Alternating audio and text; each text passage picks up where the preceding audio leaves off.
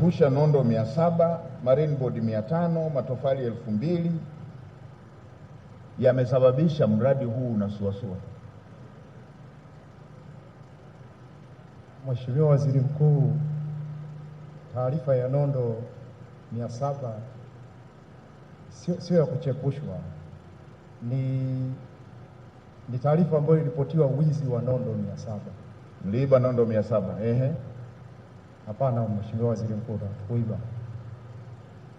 Kuna wakati ambao mifumo ya fedha ilisimama. Nina taarifa hapa, sijaja kutembea. Nina taarifa. Ndio Mheshimiwa Waziri Mkuu. Zimeibiwa nondo 700, marine board 500, matofali 2000.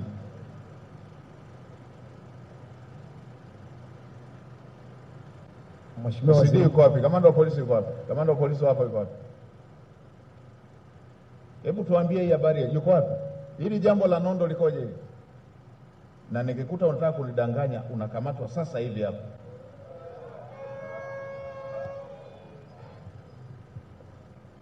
Hebu tuambieni hili jambo la nondo likoje? Ninyi mnalishughulikia au TAKUKURU? Mheshimiwa Waziri Mkuu, tulipokea taarifa ya wizi wa nondo. Tukafuatilia. Zilikuwa toka wapi? Kwenye jengo la utawala ambalo ndio hili.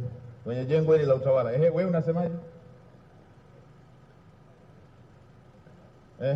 Baada ya kufuatilia, Mheshimiwa, tulikamata baadhi ya nondo ambazo ziliibiwa hapa.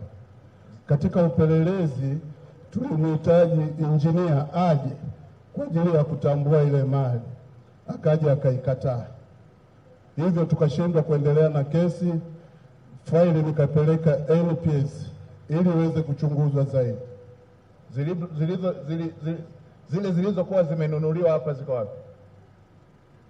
Mheshimiwa, katika baadhi ya zile nondo ndio kama ulivyosema ziko mchanganyiko. Kuna hizo tulizozikamata ambazo ni za 300 badala ya 500. Kwa hiyo akazikataa. Anasema sio mali. Yule anayepokea mizigo yuko wapi? Anayepokea mizigo ikinunuliwa yuko wapi? Nani anayepokeaga mizigo inaponunuliwa?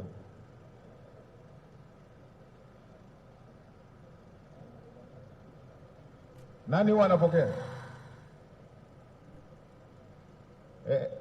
Mlipokea nondo za aina gani? Asante Mheshimiwa Waziri Mkuu. Tulipokea nondo milimita 8, tulipokea nondo milimita 12 na milimita 16. Zilizopotea zilikuwa milimita ngapi? Zilizopokea ni milimita 12.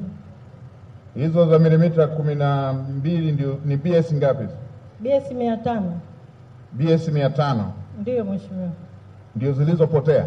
Ndio Mheshimiwa. Zilipoteaje? Asante Mheshimiwa Waziri Mkuu.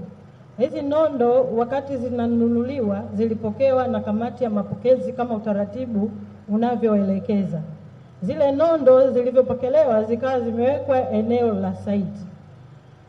Wakati wa kufanya stock checking mwezi wa 6, kufanya stock taking kuhesabu mali, ikagundulika kwamba kuna baadhi ya nondo zimepungua, ambazo nondo hizo zilikabidhiwa na kampuni ya ulinzi. Zilikabidhiwa kwa kampuni ya ulinzi. Kwa hiyo baada ya kugundua kwamba kuna nondo ziliibiwa, tukatoa taarifa kwa mkuu wa taasisi ili kuendelea na uchunguzi zaidi. Kampuni ya ulinzi nani kaiweka? Walikuwa wapi? Kampuni ya ulinzi Mheshimiwa Waziri ngapi? Kampuni ya ulinzi Mheshimiwa Waziri Mkuu imeajiriwa na halmashauri. Mliwakabidhi ngapi? Tuliwakabidhi nondo 1832 kwa idadi tofauti tofauti. Yaani kwa size tofauti Mheshimiwa. Mkurugenzi, unayajua haya? Kitu gani kimetokea? Mheshimiwa Waziri Mkuu, kwanza nikupongeze kwa kazi nzuri. Nilipokea taarifa ya wizi wa nondo. Nilipokea taarifa hiyo, natoa maelekezo kwamba taratibu za kisheria zifuatwe, lakini kwa kuwa tuliajiri kampuni ya ulinzi, ambayo tulikubaliana kwenye mkataba kwamba jambo lote likipotea hapa site, kwa kuwa ni force account, kampuni hiyo italipa. Kwa tulichofanya ni kuzuia malipo ya kampuni hiyo milioni 14 na kusema kwamba tuendelee na shauri mpaka tutakapokamilisha ili tuweze kulipana. Kwa hiyo kikubwa tukawapa demand note ya kwanza, tumeshawapa demand note ya pili. Kwa hiyo tumerecover milioni 14 na thamani ya mzigo ulioibiwa ilikuwa ni milioni 20. Hiyo milioni 6 tunaendelea kufuatilia, Mheshimiwa Waziri Mkuu. Wakati huo wenzetu wa polisi walisema wataendelea na uchunguzi. Naomba kuwasilisha. Hapa hakuna cha kuchunguza. Mnachunguza nini? Nondo zimeibiwa, marine board zimeibiwa, matofali yameibiwa. Hapa tunataka waliohusika hatua zichukuliwe na hizi fedha zirudi, jengo ujenzi uendelee. Napokea maelekezo, Mheshimiwa. Kamanda wa TAKUKURU yuko wapi? Sasa kamanda, nahitaji taarifa hii kwa kina. Fuatilieni kimoja kimoja kati ya hivi vyote ambavyo vimepotea, na fuatilieni ushiriki wa wahusika hawa. Fuatilieni ushiriki wa wahusika. Mnaongea kiurahisi tu kwamba zimepungua, engineer, zimepungua. Ingekuwa nyumbani kwako unaongelea tu zimepungua. Yaani tunasubirisha jengo kuisha hapa, alafu vifaa vinapotea kiurahisi hivyo tu. Napeleka site ovyo, mnarudi mnasema zimepungua. Nondo zimepotea, tofali zimepotea, marine board zimeibiwa, ninyi mpo.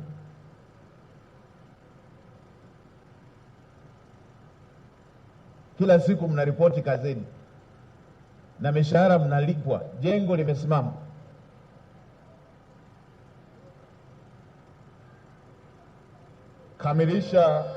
Kamilisha uchunguzi niipate taarifa hiyo ili nisaidie kuamua. Haya mambo ya uzembe ya aina hii ndio ambayo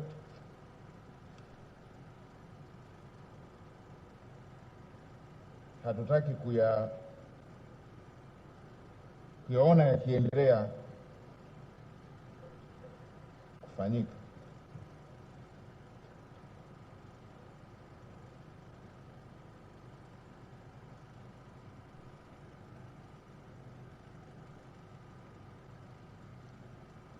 Vifaa vingine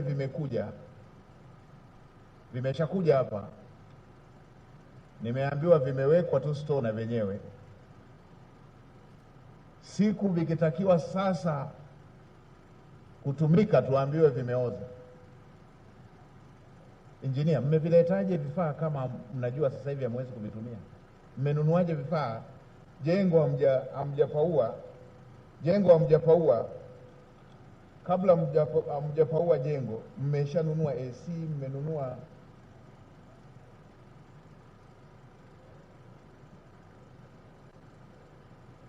mmenunua AC, mmenunua gypsum, mmeweka store.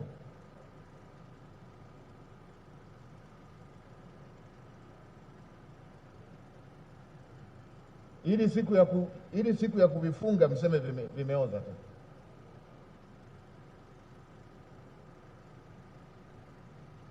Mshauri mwelekezi yuko wapi? Mmeweka mshauri mwelekezi na bado hamsikilizi ushauri.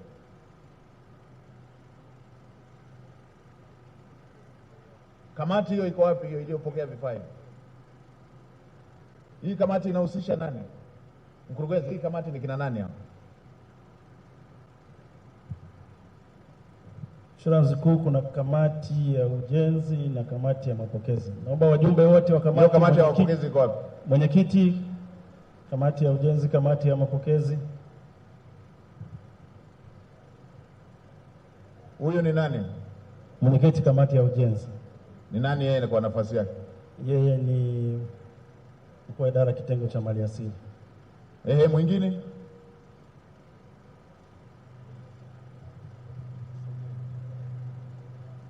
Mimi ni mjumbe wa kamati ya ujenzi. Mmeendaje kubwaga vifaa pale na vikapotea? Nataka wale kamati ya mapokezi, kamati iliyopokea mzigo, nataka ile kamati. Mheshimiwa, naitwa Rafaeli Mbwambo, ni mwenyekiti wa kamati ya mapokezi. Wewe ndio mwenyekiti wa kamati ya mapokezi? Ndiyo Mheshimiwa. Mlimkabidhi nani hivi vifaa vilivyopotea? Kikawaida tunavyopokea tunaikabidhi kamati ya ujenzi kwa ajili ya nani mlimkabidhi? Nataka tujue vimepotelea wapi. Engineer ndio tunamkabidhi. Engineer hivi? Engineer wa halmashauri. Engineer Jaa. Huyu ndio mlimkabidhi? Ndiyo Mheshimiwa. Wewe engineer unasema mlipeleka wapi vifaa? Si unaona mnapojikanganya? Mheshimiwa Waziri Mkuu, kamati ya mapokezi ikipokea vifaa baada ya kukagua inavikabidhi kwa kamati ya ujenzi ambayo inaviweka store, then inakuwa ina issue kwa mafundi pale wanapokuwa na vihitaji. Ndio utaratibu ambao tunatumia. Mimi ninachouliza, mmewezaje kupoteza vifaa? Mbona vingine visipotee?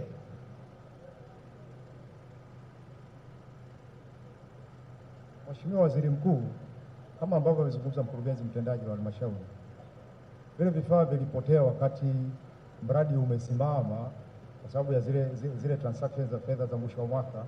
Ndio maana watu wa store walifanya kwanza ile stock taking kabla hawajakabidhi kwa walinzi. Fedha zilipoingia wakati tunarudi sasa kuanza mradi, wakafanya tena ile stock verification, ndio wakagundua sasa kuna hizo loss. Kwa hiyo iko mradi umesimama, ninyi mkagawana vifaa.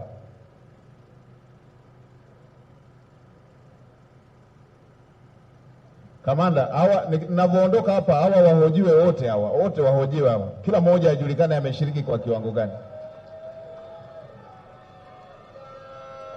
Naona hapo mmefanya njama tu ya kugawana vifaa tu hapo. Mmefanya njama tu hapo.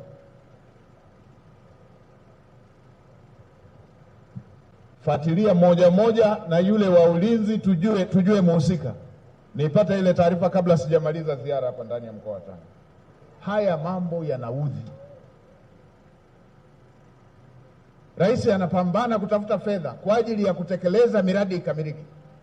Alafu watu ambao mko kazini, mmesoma kwa kodi za Watanzania, mnalipwa mshahara kila mwezi, mnazubazubaa, vifaa vinapotea.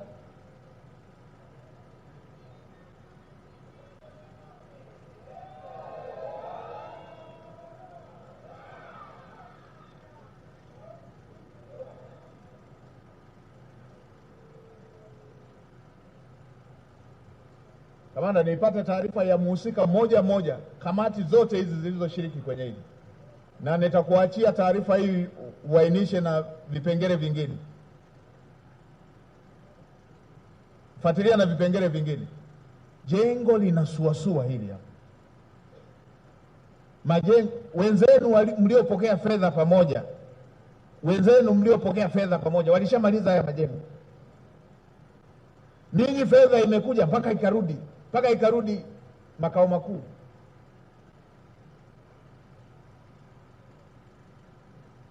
Fedha imekuja mpaka ikarudi, na bado mmeletewa fedha mpaka mnarudisha makao makuu, huku mnafanisha wananchi kazi, na bado vifaa vinapotea.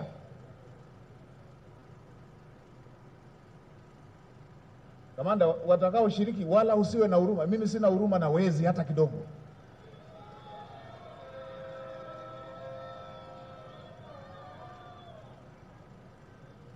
Nipate hiyo taarifa juu ya aliyeshiriki ili hatua za kisheria zichukuliwe. Na kwenu nyie atakayehusika ndo na kazi atakuwa amepotezea hapo. Hatuwezi tukawa tunalipa majizi alafu tunaingia hasara, natia hasara serikali.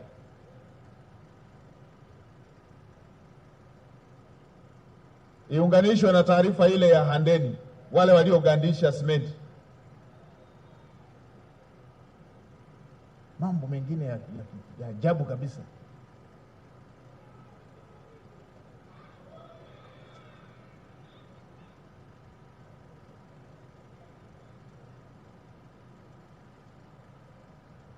ujenzi wa vyumba viwili vya madarasa katika shule ya sekondari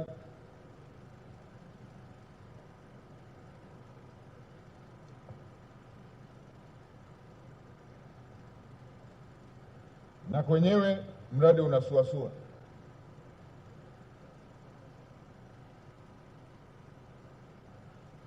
Shule ya msingi Ngarani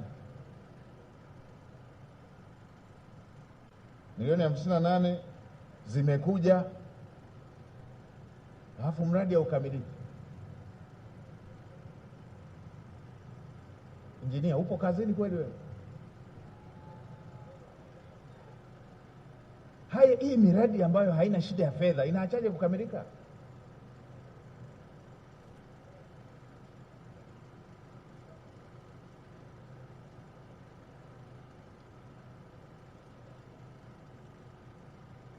Haya, mimi nishamaliza maelekezo. Nipate taarifa, Mheshimiwa Mkuu wa Mkoa, nipate hii taarifa kabla sijamaliza ziara hapa, ili niweze kuchukua hatua.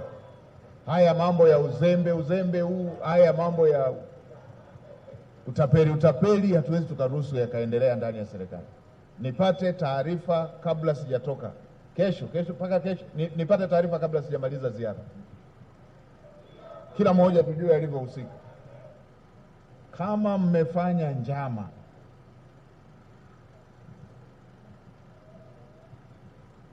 tutajua baada ya taarifa kuja. Ndugu zangu wanamweza, mimi niwashukuru kwa mara nyingine. Bado nina ziara kutoka hapa, nina ziara Korogwe na baadaye naenda Lushoto. Sasa nisikilize hao wawili ambao sikuandikisha, nimeona mkono ule na ule pale, njoni wawili hapa. Wengine andikisheni pale, wale ambao mlikuwa na jambo lenu la kuandika. Ndio, pewa mic, mwacheni, mpeni mic. Hili la ambalo tumelisikia, hili la shamba na hili tulilosikia la shamba na hili ambalo nimeona kwenye maandishi, nimetengeneza timu ya mawaziri. Ndio maana leo hapa mnaona mawaziri wamepungua. Nimewabakiza wanashughulikia migogoro yote hii ambayo tumeipata. Wataalamu wao nimewabakiza ili washughulikie hayo yanayohusu migogoro. Kwa hiyo kama kuna mtu anataka kusheneza jambo linalohusu migogoro, hilo msiwe na shaka, nimeshaelekeza linafanywa kazi. Na tumesema itakapokuwa imefanyika hiyo kazi tutawapa hiyo taarifa. Kwa hiyo hebu tuambie kifupi. Asante sana. Mimi kwa jina naitwa Ahmad Mustafa, ni mlinzi wa mali za umma. Sisi mheshimiwa, kwa kifupi ni kwamba mwaka 2020 kwa wale kuwepo hapo Mati Mlingano alikuja waziri mkuu ambaye mheshimiwa Kassim Majaliwa. Nifanye chini juu nikatoka Walinzi, baada ya kumkabidhi fomu zangu ili usura peke kero kwa waziri mhusika, akili zake hazikufika. Mimi shaona hivi, nikatoka Walinzi nikaibuka mbele kama hivi ilivyokuja. Lakini wafika pale nikamhoji waziri mkuu kuhusiana na mshahara. Sisi hii kazi ni mali ya umma, na kiwanda kipo na Walinzi wapo, lakini mshahara mpaka sasa tujalipwa. Ni wapi? Kibanga, shamba Mkonge Kibanga hapo. Kwenye nini? Ni shamba la Mkonge, kiwanda cha kuchakata Mkonge. Ni nani huwa anawalipa? Msajili wa hazina. Ni kupitia kwa msajili wa hazina. Msajili wa hazina, lakini mpaka juzi tu ofisini kwako mshapeleka nyaraka tangu mwezi wa 8, wa 9 na wasiliana nao wakiwa watu washughulikia kila siku kwa mchakato. Sasa hilo ni jambo mahususi na lenyewe, ili tupate majina, cheki namba, vitambulisho, ili unajua mambo ya malipo. Kwa hiyo njoo uonane na wasaidizi wangu ili waandike taarifa kwa usahihi. Weka na namba ya simu ili tuweze kujua tunafuatilia jambo linalomhusu nani. Andika vizuri hapo kwa taarifa ziwe za uhakika. Mheshimiwa Waziri Mkuu, nashukuru sana kwa ujio wako. Mimi naitwa Mcharo Kimati Karatu. Mimi kuanzia mwaka 2023 nilinyang'anywa shamba langu hapo kwa Bastori. Baada ya kunyang'anywa nikaenda halmashauri, aliletea barua ya kwenda polisi kwamba mmetishia wakulima na bunduki, lakini ni mwekezaji. Nilipofika polisi nikaambiwa niende kwa mkurugenzi. Mkurugenzi alipofika akaniambia nenda kwa mtathmini wa halmashauri. Nilipofika kwa mtathmini wa halmashauri akaniambia tumekutathminia kiasi chako ni hichi hapa, rudi tu, usiwe na mashaka. Lakini mwekezaji tangu mwaka 2023 anavuna machungwa anauza, anavuna machungwa anauza. Baada ya kumpeleka polisi, akifika alivyoitwa, ngaonekana akaambiwa kuna vurugu, basi akaing'oa ile michungwa yake yote heka 7 na skamveta, akajenga nyumba pale na malipo mpaka leo sijatoa. Ni nani huyo mwekezaji? Anaitwa Abdullah Alawi. Ni eneo gani hilo? Hapa kwa Bastora, kitongoji hapa kwenye kata ya Makole. Njoo, iko wilaya gani? Ni hapa Mweza. Mheshimiwa mkuu wa wilaya, hili jambo umeshalisikia? Mmeshalisikia hili jambo? Mmechukua hatua gani?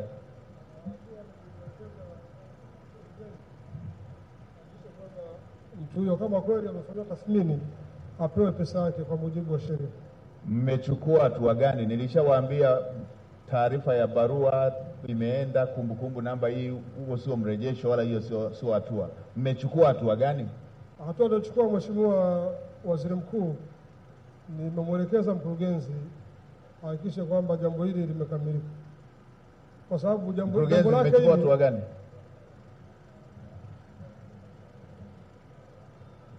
Mheshimiwa Waziri Mkuu, tulichukua hatua ya kufuatilia kwanza umiliki, tukakuta ni ile migogoro ile ya mashamba ambayo imetengeneza hiyo sekretarieti ya mawaziri, sekta binafsi, sekta tofauti.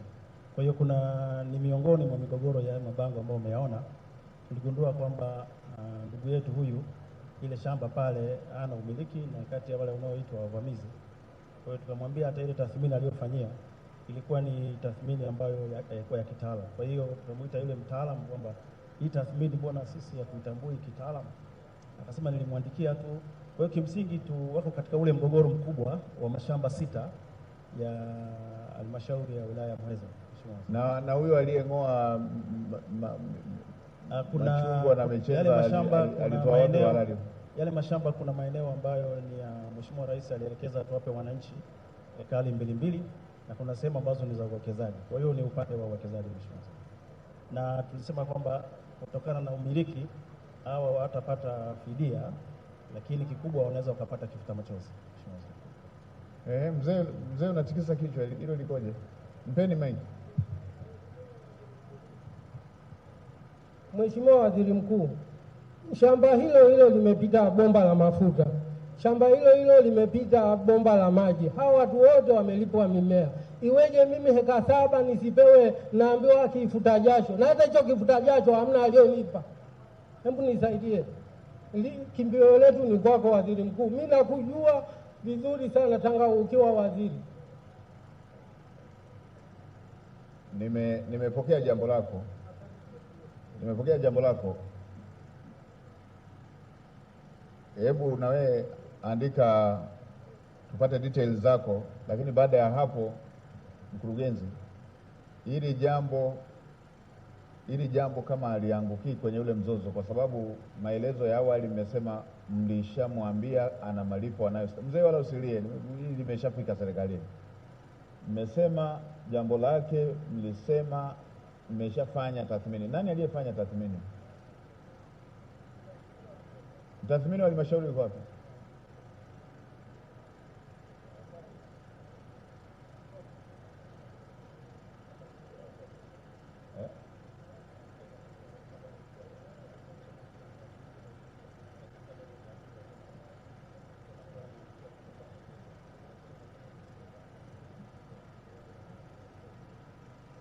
Yuko wapi mtathmini? Hayupo. Haya, sasa ngoja iandike tuone kama inaangukia kwenye ule mgogoro wa jumla. Kama weka na namba yako ya simu ili tukitaka ufafanuzi tuupate. Lakini mkurugenzi wetu wa halmashauri ifuatilie kwa kina hili jambo la huyu ambaye alikuwa na mimea yake imeondolewa na pale pamejengwa. Halafu lile la wale wa jumla tutaipokea taarifa baada ya mawaziri wale kuwa wamemaliza hiyo kazi. Mpeni mzee wetu, tangulieni na mzee wetu. Nyie bado vijana kidogo, ngoja tumsikilize mzee akae.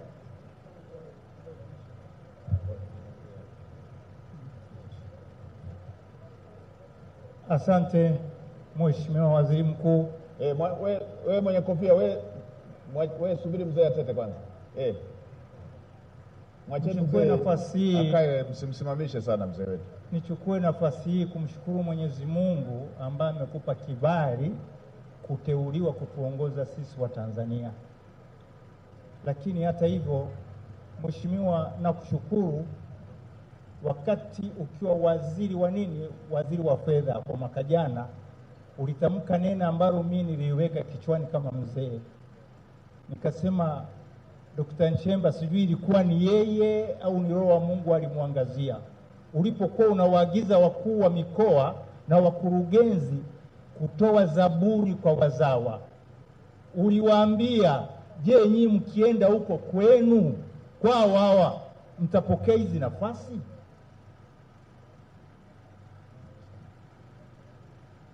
Nilikusamini sana, na ndio sababu nimekuja leo Mheshimiwa. Niliposikia umekuja hapa, nikasema huyu mwenye Roho wa Mungu anayemuongoza anaweza kunielewa kama mzee. Mheshimiwa, mimi ni mwenyekiti wa wazee kata ya Mpapayo, ni mjumbe wa wazee wilaya, lakini muasisi wa taifa hili toka mwaka 1959. Naielewa taifa langu, na ndio sababu nimekuja kwako. Nimekwisha kuelewa kwamba kama Mungu atakuongezea umri na hekima hii uliyokuwa nayo, unaweza ukamsaidia Mama Samia. Waheshimiwa, nimekuja kwa sababu ya hao wawekezaji, na laiti kama ningekuwa na uwezo, huyu mama aliondoka hapa kuzungumza swala la Daktari Pombe Magufuli alipotoa yale mashamba gayo wananchi, nikasema ningekuwa na mamlaka ningesema huyu waongezee, maana kakumbuka kitu kinachowagusa wananchi. Mheshimiwa, watu hao Agrotango kati ya Rusanga na Mpapayo, kata hizi wananchi waliingia kwenye mashamba haya baada mamlaka ya Mkonge kushindwa mwaka 1985.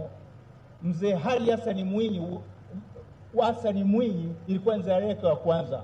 Mkuu wa mkoa alikuwa Ayubu Simba. Alipofika kwa Rukonge akawaagiza kwamba wananchi, ingieni kwenye ya mashamba ambayo wameshindwa mkalime. Wananchi, rudini mahameni kwenu mkajenge nyumba. Kwanza nikushukuru kwanza kwa kunipa nafasi hii. Pili nimshukuru mkuu wa mkoa kwa hatua aliyochukua ya tarehe 31 mwezi wa kwanza. Mimi Mheshimiwa Waziri Mkuu, nimesimama hapa mbele. Kwanza maisha yangu yako hatarini,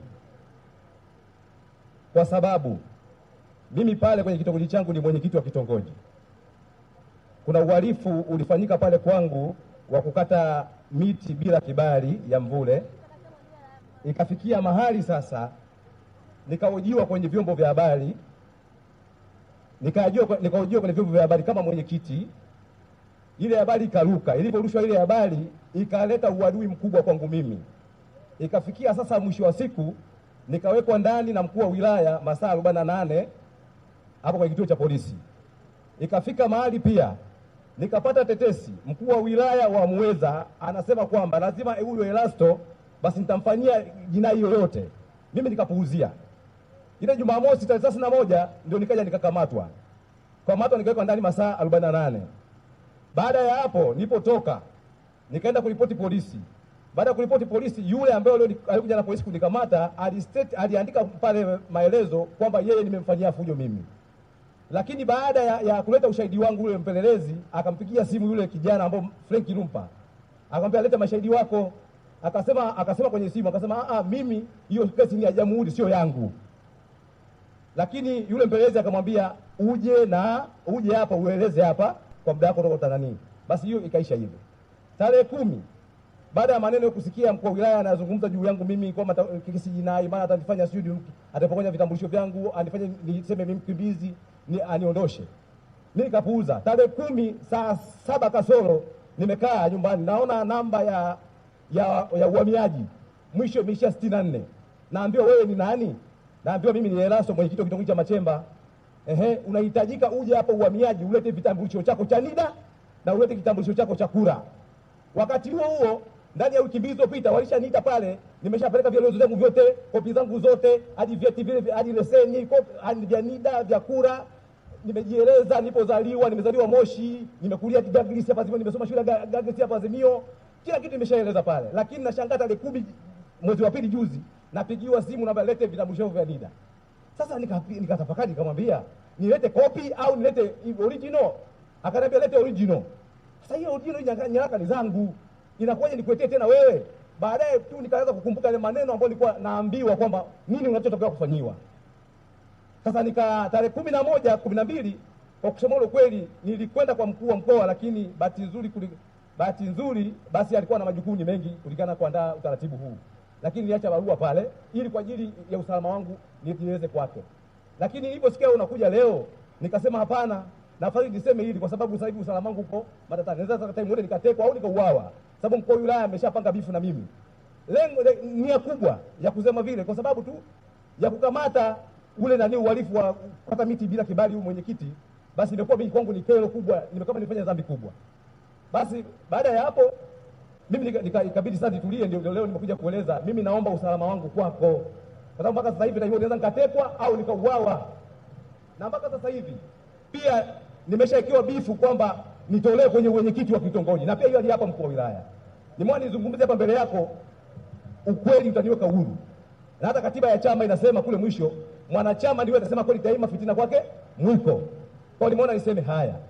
Na baada ya hilo na kuongeza kero ambayo tulipona hapa kwenye kijiji chetu. Mimi sitaki kusema kama mheshimiwa amesema mbele yako, kwa sababu umesema kero, tuseme kero. Kijiji chetu cha Muungano pale, mimi nimekuwa pale. Kuna kampuni ya Makazi Solution iko pale inafanya kazi ya upimaji.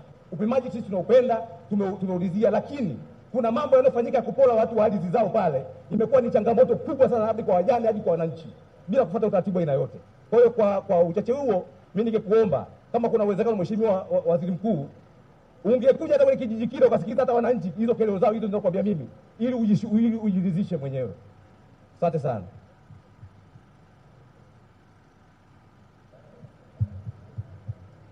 Kwanza mheshimiwa mkuu wa wilaya, watu wanaoongea inabidi mwalinde, wasipate vitisho. Umesikia mkuu wa wilaya? Watu wakiongea hivi walindeni wasipate vitisho. Umesikia bwana? Utalindwa. Uko salama. Sawa? Andikisha na namba, andika na namba yako kwa wasaidizi wangu na mimi nitakupa na mimi ya kwangu. Sawa? Tunachosema ni kimoja. Tunachosema ni kimoja. Tunachosema ni kimoja. Tumekuwepo na mambo mengi sana yanayohusiana na hivi vitu. Ni kweli tuna tatizo la aina hiyo. Haya mambo ya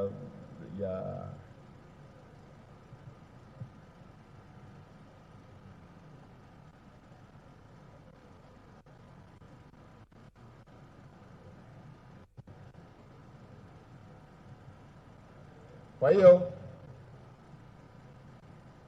hiyo mkuu wa wilaya, hii mambo ya kwamba siko salama hii kusieni maneno. Mtu akiongea asijione yuko matatizoni. Watu kienda kwenye mikutano jiji watu waseme maeneo yao. Hata hao walioongea leo mambo ya shamba asiwepo mtu wa kubugudhiwa. Sisi tumetumwa tuwasikilize, tunawasikiliza. Kila mtu aseme ukweli wa jambo analolijua linalohusu mambo ya uendeshaji wa shughuli za uzalishaji katika maeneo yetu. Na jana niliwaambia pale Tanga, nikawaambia moja, wala tusichukie uwekezaji. Uwekezaji, shughuli za uzalishaji ndio utaratibu wa nchi yeyote inayoendelea. Haiwezi nchi ikawa inaendelea alafu shughuli za viwanda vikawa zinashuka. Hamna huo utaratibu kwenye uchumi. Yaani hauwezekani idadi ya watu kwenye nchi ikawa inaongezeka, alafu shughuli za uzalishaji kwa njia ya asili na zenyewe zikawa zinaongezeka. Maendeleo ya aina hiyo hayapo. Nchi zote zinazoendelea huwa zinahama, zinaenda kwenye viwanda. Kwa hiyo wala tusiweke uadui na uwekezaji. Na pale Tanga nilisema kitu kimoja ambacho serikali inakisimamia, nayo ndio maelekezo ya Mheshimiwa Rais. Eneo lolote linalohitaji uwekezaji, linalohitajika kwa ajili ya uwekezaji, na nitanukuu maneno ya Mheshimiwa Rais yeye mwenyewe, lazima mwananchi apate haki yake kwenye eneo lake alilokuwa anamiliki. Tena Mheshimiwa Rais alienda hatua ya mbali, akasema si kwa sababu nahamasisha uwekezaji basi ndio muende mkapore maeneo ya wananchi. Haya si maelekezo ya Mheshimiwa Rais. Mheshimiwa Rais anasema ndio tunataka uwekezaji, lakini haki za Watanzania wenye maeneo yao lazima yalindwe na lazima wapate haki yao. Nimewaambia na jana Tanga pale. Nimewaambia na jana Tanga mjini, ndio maana nimeacha ile timu ifanyie kazi. Kwamba nyinyi watu wa Tanga wala tusiwe na ugomvi na uwekezaji, tunahitaji uwekezaji.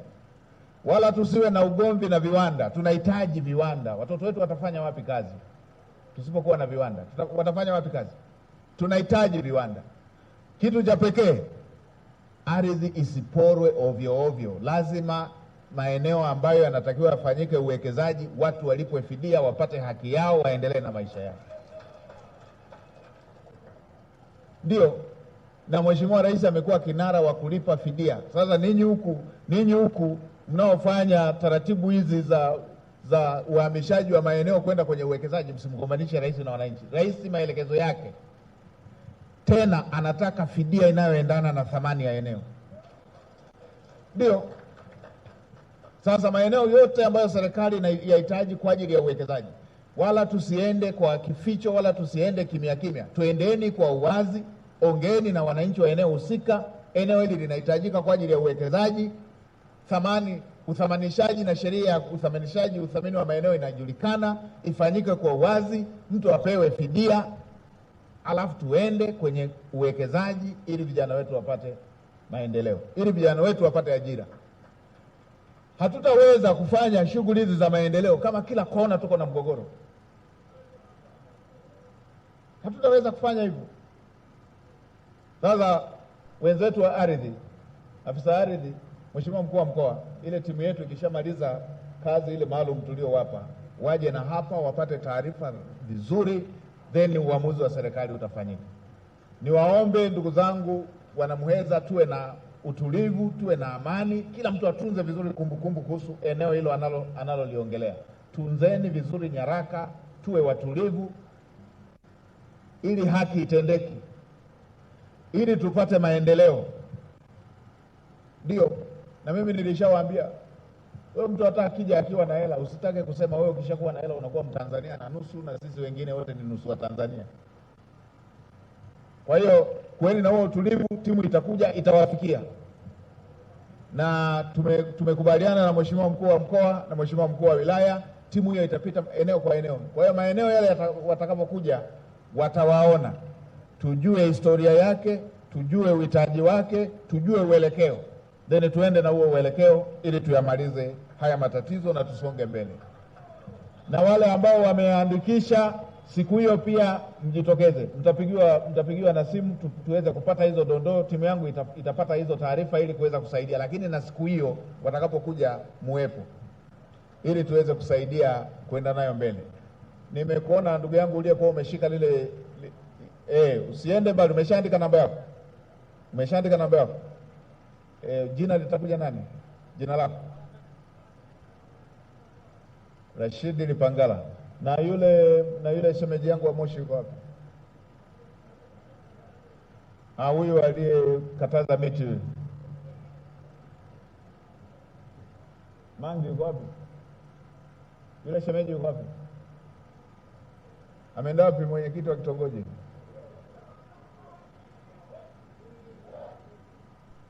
Haya, Lipangala na huyo shemeji mje na mimi niwape namba yangu. Kwa hiyo jamani, basi tunawashukuru sana. Timu itakuja itawasikiliza, lakini pia wengine mnaweza mkasema pia